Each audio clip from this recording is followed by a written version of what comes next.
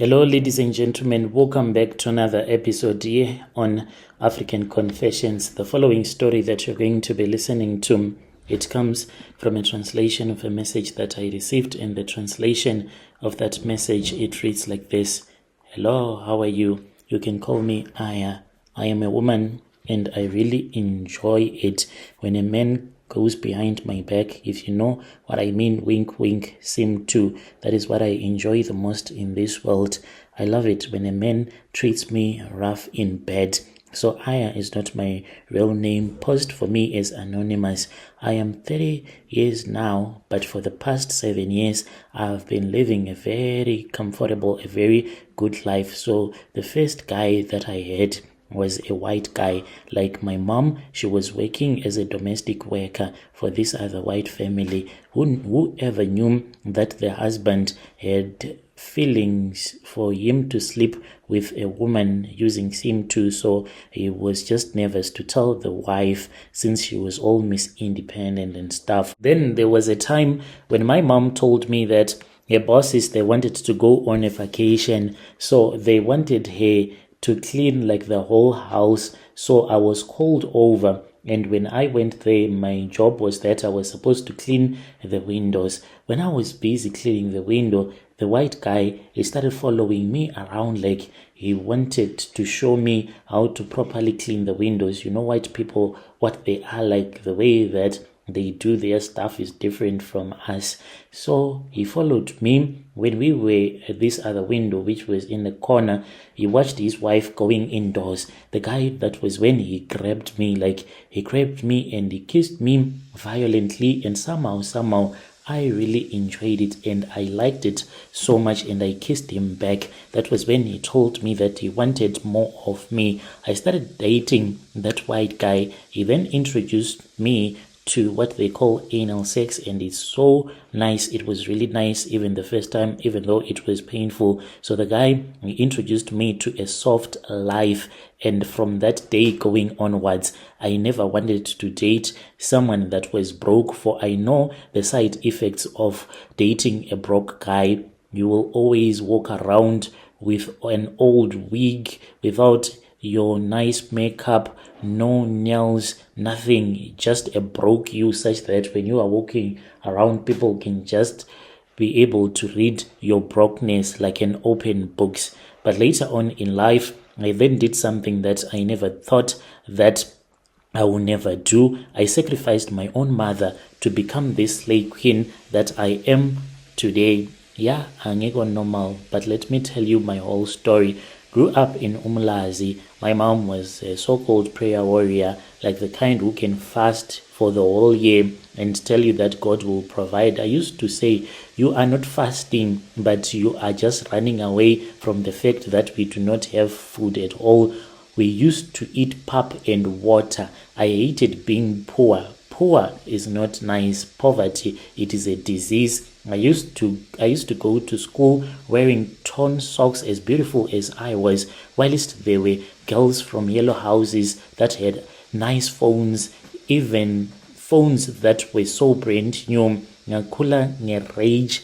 I told myself I would never be like my mother. After matric, after I dated that guy, because of that pressure, I moved to Jersey to study cosmetology, but honestly I was just chasing money. And in Jersey, Haibo, the streets are wild. You see girls getting money, like transfers, real transfers, just for looking pretty and going wherever that they wanted to. Like I once saw a girl that I was doing her nails. She came to our beauty spa. I was still working for this other woman, and then whilst I was busy with her, she then showed me a bank notification, and it was 50k. Had never seen that before, and I was like, wow, there are girls out there that are really lucky. And she was the one who got me plugged in with other blessers. One day, whilst I was busy, I then saw she had posted a very beautiful video. She was on her vacation, and then she was like, I can plug you with this other guy, but he's a man from Nigeria. Do you want me to plug you? So she asked me, and I said yes.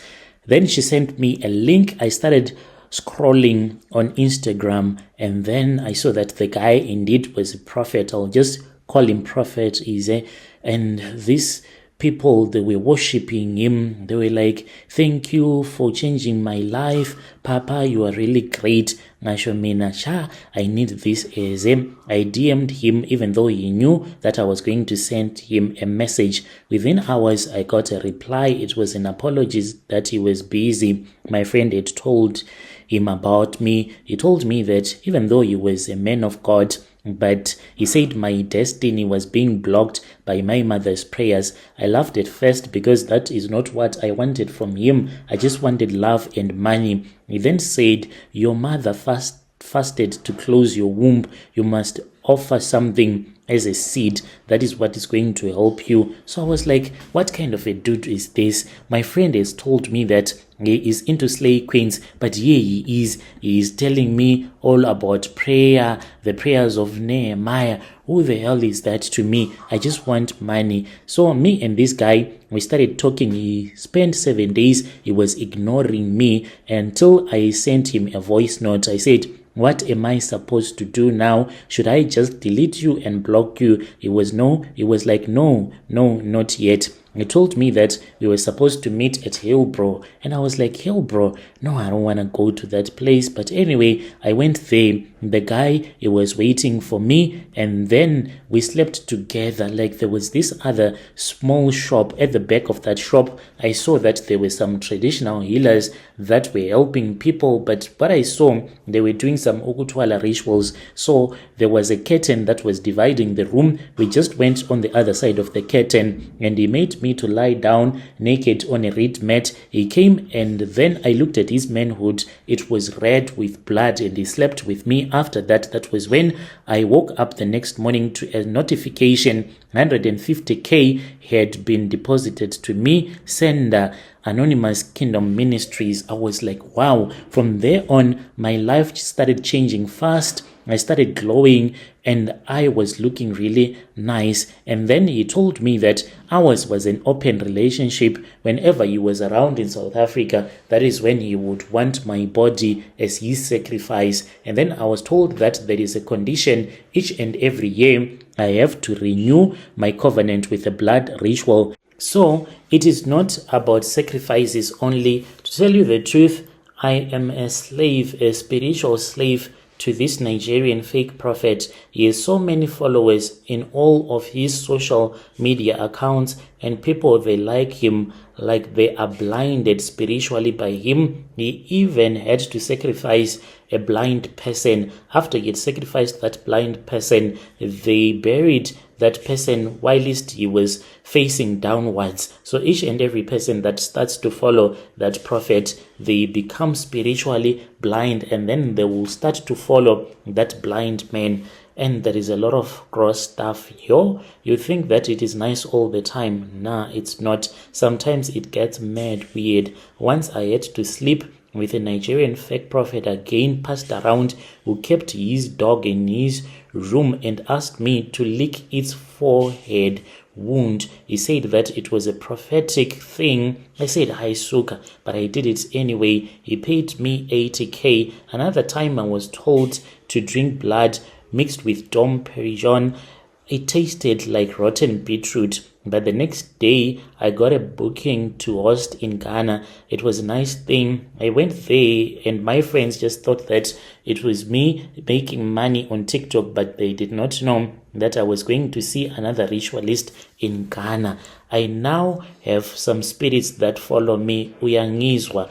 I don't even dream normal dreams anymore. I dream of strange spirits, people that come to me, chain me with gold chains, reminding me that I am a slave to that prophet. But the problem is that once you start to live a soft life, it is very hard for you to return back to poverty. I do miss my mom sometimes, but do I regret it? Not really, because I can buy anything. I don't queue I don't beg men, rather they beg me, because what was put behind my legs, it is something that will make a man go crazy. A man that is not a ritualist, because I don't only date men that are into occultic stuff. I date men that are so innocent, so much that I drain their spirits whenever I am with them. This will make a man to be addicted to you. Last month, the prophet, he called me and he said that I was supposed to bring a child and my sister's child, and I said no, there is no way that I'll ever go to Nigeria with a 5-year-old, because what does he want to do with my sister's child? My sister has this beautiful girl, and he said, I want you to bring her here. I want to show her Nigeria. I was like, no, I cannot be involved in those type of things. He got mad. He blocked me and unblocked me later on. But that is how I became a slave queen, by sacrificing my own mom. Dear listeners, right there was a message that was sent to me by one of our admin who helped us with this translation. Strange things indeed they do happen in this world.